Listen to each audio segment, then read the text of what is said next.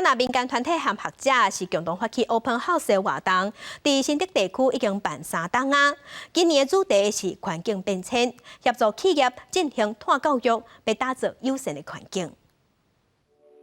新德是亚洲地区第5个举办 Open House 的城市。过去2年已经让真侪人更加明白平常时较少知影的所在，其中有袂少老厝甲文化产业。今年是以花甲树做主题，要来关心新德的环境议题。我们最怕的就是我们新竹科学园区，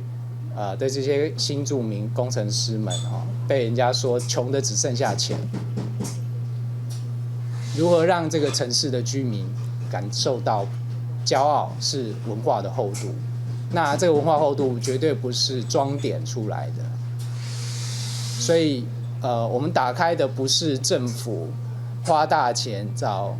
装置艺术家做的这些漂亮的艺术品而已，而是常民生活的空间。今年因为 ESG 议题，无论是温室效应还是气候变迁，学者指出，大家拢应该去重视。其中安怎达成减碳，企业参政府更加需要共同来合作。我也发现我们台湾的人民，你的家希望旁边很多树，但是我家门口不希望有树，因为我要做生意啊，什么东西，所以就很多这个问题在，所以这个是一个教育的问题，我们要把它人民知道，因为在